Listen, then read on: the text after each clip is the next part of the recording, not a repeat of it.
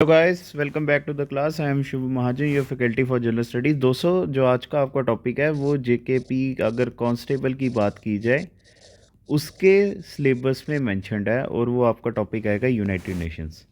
ठीक है।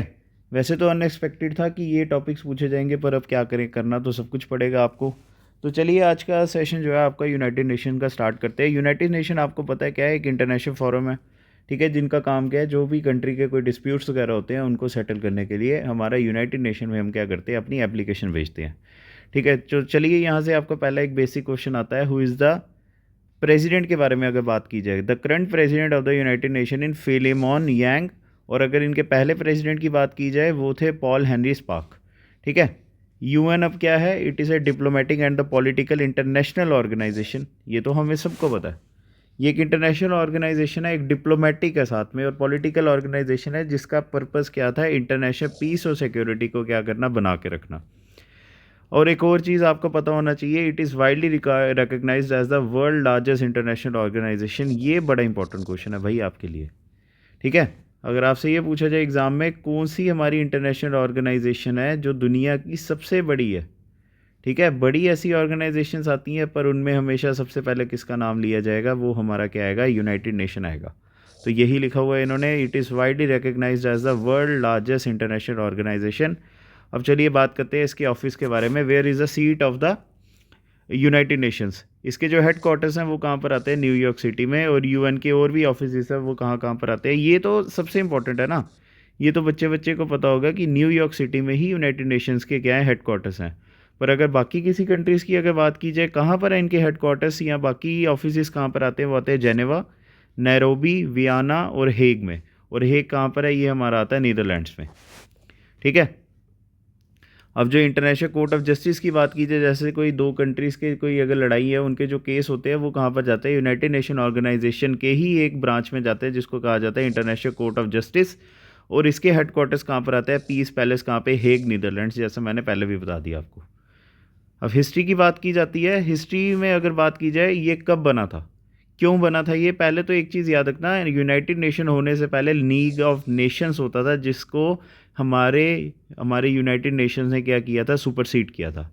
ये सेकेंड वर्ल्ड वॉर के बाद बना था। इनका एम था जो फ्यूचर वर्ल्ड वॉर्स है उनको होने से रोकना, जो नेचर की प्लंडरिंग हो रही है, लाइफ्स जा रही हैं लोगों की, इतने डेथ टोल्स हुए थे, उन चीज़ों को फ्यूचर में बचाने के लिए जो है यूनाइटेड नेशन की स्थापना हुई थी। ठीक है। यूएन चार्टर जो है कब अडॉप्ट हुआ था पूरी दुनिया के द्वारा, 25 जून 1945 को। पर जो यूएन वर्किंग कब हुआ था, वो हुआ था 24 अक्टूबर 1945। ये आपके लिए एक और इम्पॉर्टेंट क्वेश्चन यूनाइटेड नेशन का पूछा जा सकता है, when the United nation started it's working. वो आएगा 24 अक्टूबर 1945, और 25 जून को पूरी दुनिया में इसका चार्टर जो है अडॉप्ट किया गया था। ठीक है। अब एक और चीज़, जब यूनाइटेड नेशन बना था तब इसके 51 मेंबर्स होते थे। ठीक है। अब 2024 तक इनके 193 मेंबर्स हो गए हुए हैं। तो देखिए फिर यूनाइटेड नेशन ने कितनी ज़्यादा तरक्की की है और ये कितना ज़्यादा ग्रो कर गया हुआ है। अब ये भी आपको याद रखना है, हर मेंबर स्टेट जो है यूनाइटेड नेशन के, उनकी एक सीट है जनरल असेंबली में। ठीक है। एक सीट और एक वोट, ये भी मैं लिख दूं यहाँ पर, एक सीट और एक वोट होता है इसका जनरल असेंबली का। अब ऑर्गेनाइजेशन की अगर बात की जाए, यूनाइटेड नेशन में 6 प्रिंसिपल ऑपरेशनल ऑर्गेनाइजेशंस आते हैं। सबसे पहले आता है जनरल असेंबली, दूसरा आता है हमारा सिक्योरिटी काउंसिल। हाँ, ये भी मैं आपको बता दूँ, एट प्रेजेंट 5 है। ठीक है, पर 6 का हमेशा नाम होता है। तीसरा आता है economic and the social council, third आता है हमारा international court of justice, the UN secretariat, और लास्ट में आता है ट्रस्टीशिप काउंसिल। मैंने आपको बोला ना 5। अब बात करते हैं क्यों 5 है, क्योंकि ये जो ट्रस्टीशिप काउंसिल है ना, ये जो है अब 1994 के बाद सस्पेंड हो गया हुआ है, ये अब ऑपरेशनल नहीं है। अब क्यों नहीं है ये ऑपरेशनल, जब हम ट्रस्टीशिप काउंसिल के ऊपर पहुंचेंगे तब आपको पता चल जाएगा। ठीक है। यूएन के पहले हमने क्या किया, ऑपरेशनल ऑर्गेनाइजेशंस इसके जो हैं वो 5 ही आएंगे या 6 ही आएंगे। ठीक है। इसके परमानेंट जो ऑपरेशनल इंस्टीट्यूशंस हैं वो ये 5 आएंगे, general assembly, security council, economic and social council, international court of justice, UN secretariat और ट्रस्टीशिप काउंसिल। इसके अलावा और भी इनकी स्पेशलाइज एजेंसीज हैं, फंड्स हैं, प्रोग्राम्स हैं, और वो कौन कौन से आते हैं, वर्ल्ड बैंक ग्रुप, आपको पता है ये इंटरनेशनल लोन एजेंसी है, या जैसे हमारे इंडिया में आरबीआई है वैसे पूरी दुनिया में वर्ल्ड बैंक आता है, ये भी एक यूएन का एसोसिएट है। World health organisations, food programme, world food programme, UNESCO and UNICEF. ठीक है, चलिए अब इनके सारे ऑर्गेनाइजेशंस के बारे में हम अलग अलग से बात करते हैं। जनरल असेंबली सबसे पहले आता है। जनरल असेंबली जो है इसका अगर बात की जाए, it is the primary deliberative assembly of the UN. ठीक है, अगर आपसे पूछा जाए ये भाई प्राइमरी डेलिब्रेटिव क्या है, इसका मतलब क्या हो गया कि जो हमारा यूनाइटेड नेशन है, जितने भी इश्यूज़ जो होते हैं, ठीक है, जो इश्यूज़ होते हैं वो कहाँ पर जाकर डिस्कस करते हैं, जनरल असेंबली में। ठीक है, तो ये आपके लिए बड़ा इंपॉर्टेंट क्वेश्चन आ सकता है, what is which organisation is known as the primary deliberative of the assembly of the UN, तो वो जनरल असेंबली आएगा। इसमें सारे यूएन के मेंबर स्टेट्स आते हैं, और असेंबली हमेशा क्या करती है, हर अपने साल के सेशंस जो है कहाँ पर करती है, जनरल असेंबली हॉल में ही करती है। पर कभी कभी एमरजेंसी सेशंस भी समन किए जा सकते हैं, जैसे जब रशिया और यूक्रेन की वॉर चल रही थी तब यूएन ने अपना स्पेशल सेशन किया था। अभी इजराइल और ईरान के बीच में जो वॉर चल रही है उसके ऊपर भी जनरल असेंबली में जो है यूएन ने क्या की थी, एक स्पेशल मीटिंग अटेंड की थी। ठीक है, असेंबली को कौन लीड करते हैं, उसके प्रेसिडेंट, और जो इनको प्रेसिडेंट को कौन इलेक्ट करते हैं, मेंबर स्टेट्स। ठीक है, मेंबर स्टेट्स, और वो रोटेशनल रीजनल बेसिस के ऊपर जो है सिलेक्ट किए जाते हैं, और इसके 21 वाइस प्रेसिडेंट होते हैं। ये आपके लिए एक यूनिक सा क्वेश्चन हो सकता है। जनरली क्या होता है, एक प्रेसिडेंट होते हैं, 2 वाइस प्रेसिडेंट, या एक वाइस प्रेसिडेंट तो होता ही है, पर जनरल असेंबली के 21 वाइस प्रेसिडेंट्स हैं। जो पहला सेशन है जनरल असेंबली का वो कब हुआ था, 10 जनवरी 1946 में। कहाँ पर हुआ था, मेथोडिस्ट सेंट्रल हॉल लंदन में, और उसमें 51 नेशन के रिप्रेजेंटेटिव थे। ठीक है, चलिए बात करते हैं इसका फंक्शंस क्या आते हैं। सबसे पहले इसका काम होता है consideration and approval of the budget of the United nation. जो बजट होता है यूनाइटेड नेशन का हर साल का, वो कहाँ पर होता है, जनरल असेंबली में मीटिंग की जाती है उसकी। और फाइनेंशियल असेसमेंट जो है मेंबर स्टेट्स की, हर कंट्री का जो फाइनेंशियल असेसमेंट है, मतलब उनको कितनी एड मिलनी चाहिए या उनसे कितना ज़्यादा उनको पैसा आ रहा है, टैक्स कितना मिलेगा, ये सब जो है कहाँ पर डिसाइड होता है, जनरल असेंबली में। अब जो इसके सेक्रेटरी जनरल होते हैं ना, वो भी क्या होता है, यूएन के जो सेक्रेटरी जनरल होते हैं ना, वो हमारा जनरल असेंबली ही क्या करता है, अपॉइंट करता है। ठीक है, सिक्योरिटी काउंसिल के प्रपोजल के ऊपर। चलिए अब दूसरा आता है हमारा सिक्योरिटी काउंसिल। सिक्योरिटी काउंसिल का काम है, देखिए यूएन का हमें पता है क्या काम है, पूरी दुनिया में वॉर वगैरह नहीं होने के जो है चांसेस रखना। कोई भी कंट्री के अगर बीच में टेंशन है तो यूएन वहाँ पर आती है, पर यूएन की वो कौन सी एजेंसी आती है, वो आती है सिक्योरिटी काउंसिल। ये आपको याद करना पड़ेगा। यूएन सिक्योरिटी काउंसिल का सबसे इंपॉर्टेंट काम है पीस और सिक्योरिटी जो है बाकी कंट्रीज़ में क्या करना, बनाए रखना। बाकी जो ऑर्गन्स हैं यूएन के, वो खाली रिकमेंडेशंस कर सकते हैं मेंबर स्टेट्स को, पर इनका काम है क्या करना, उनको बीच में हमेशा कोऑर्डिनेशन बनाए रखना।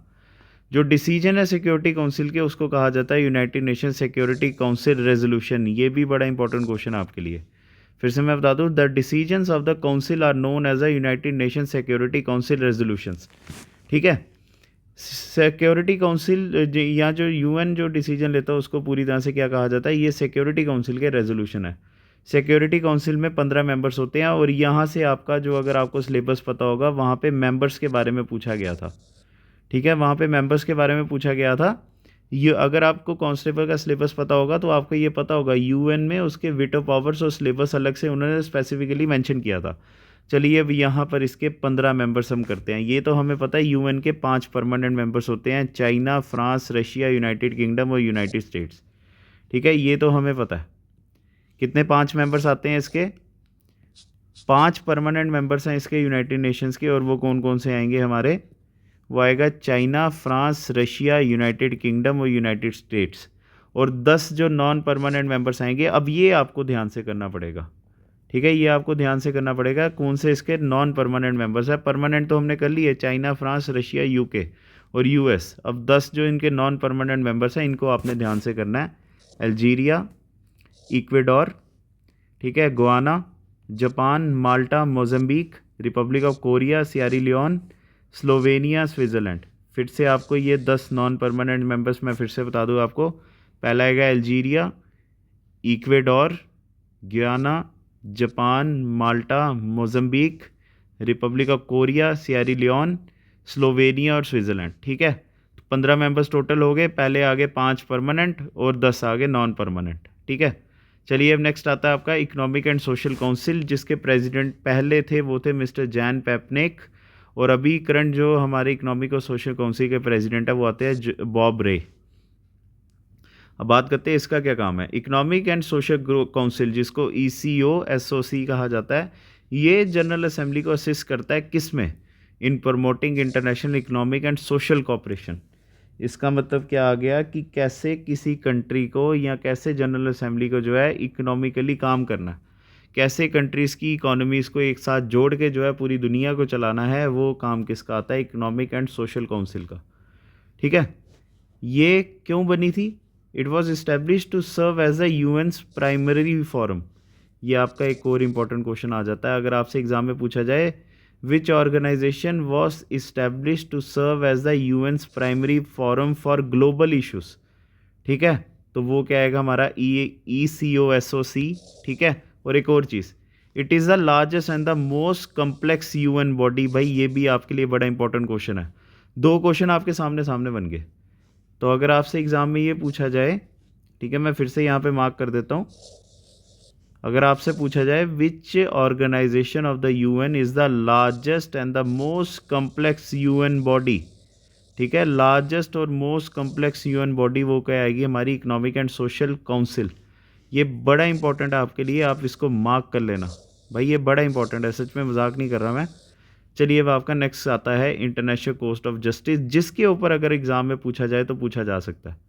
ठीक है, देखिए UN हमें गारंटी नहीं है एग्ज़ाम में आना नहीं आना। ठीक है, या तो आपसे UN में यही पूछा जाएगा कि भाई इसके परमानेंट मेंबर्स के बारे में बताओ या नॉन परमानेंट मेंबर्स, या तो उसमें आपसे ये दो क्वेश्चन आपके यहाँ पर निकल गए।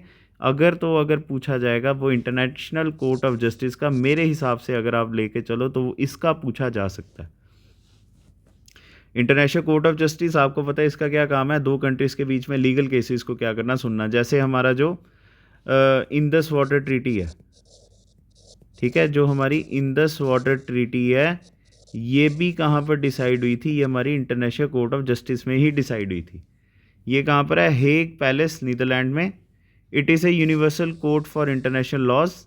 इसकी ऑफिशियल लैंग्वेज के बारे में अगर बात की जाए वो आती है इंग्लिश और फ्रेंच। ठीक है, इसके करंट प्रेसिडेंट है जज नवाब सलाम, जो कहाँ के है, लेबनान के, और वाइस प्रेसिडेंट है जज जूलिया सेबटेंड, जो कहाँ की है, युगांडा की। इनका आपको पता है क्या काम है, ये दो कंट्रीज़ के बीच में डिस्प्यूट क्या करते हैं, सेटल करते हैं और उसकी ज्यूरिसडिक्शन को रिकग्नाइज करते हैं। जैसे हमारा LOC की जो ज्यूरिसडिक्शन है, ये भी किन्होंने की थी, इंटरनेशनल कोर्ट ऑफ जस्टिस ने खींची थी। ये लीगल ओपिनियंस भी इशू करते हैं और जो अपनी जजमेंट जो है ये रिलेटिव मेजॉरिटी से क्या करते हैं, डालते हैं। ठीक है, हमेशा किसी एक सिंगल जज का डिसीजन नहीं होता है, जब म्यूचुअल वहाँ पे जजेस का डिसीजन होगा तभी वो क्या होता है वहाँ पे फॉलो किया जाता है। इसके 15 जजेस होते हैं। ठीक है, और UN जनरल असेंबली के मेंबर्स क्या करते हैं, इनको इलेक्ट करते हैं 9 साल के टर्म के लिए। अब आता है आपका UN सेक्रेटरीट, जिसके प्रेसिडेंट पहले थे ट्रेगवे लाई और अभी हैं जो करंट एंटोनियो गुटरेस। ठीक है, it is the administrative organ of the UN। ये भी बड़ी इंपॉर्टेंट चीज़ है भाई, अगर आपसे ये पूछा जाए व्हाट इज़, ठीक है, व्हाट इज़ एडमिनिस्ट्रेटिव, ठीक है, what is administrative organ of UN, ठीक है, तो वो क्या आएगा हमारा UN सेक्रेटरीट आएगा। बड़ा इंपॉर्टेंट क्वेश्चन है आपके लिए। ये UN की बाकी बॉडीज़ को क्या करती है, सपोर्ट करती है एडमिनिस्ट्रेटिवली। जैसे अगर ऑर्गेनाइजेशन की कॉन्फ्रेंसिस की बात की जाए, कॉन्फ्रेंसिस ऑर्गेनाइज करनी है तो वो UN सेक्रेटरीट करता है।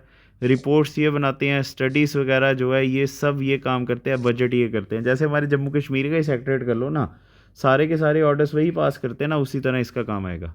इसके चेयरपर्सन जो होते हैं वो होते हैं UN सेक्रेटरी जनरल। ये जनरल असेंबली के द्वारा जो है चुने जाते हैं 5 सालों के मैंडेट के लिए, और ये UN के सबसे बड़े क्या होते हैं, रिप्रेजेंटेटिव होते हैं। अब लास्ट आता है आपका UN ट्रस्टीशिप काउंसिल। ये आपको पता है ये अब ऑपरेशनल नहीं है 1994 के बाद। इसके पहले प्रेसिडेंट है लो चिक, अभी हैं जेम्स कारियोकी। इसका काम है ट्रस्ट टेरिटरीज़ को क्या करना है, एडमिनिस्टर करना। ठीक है, जो अभी इनएक्टिव हैं।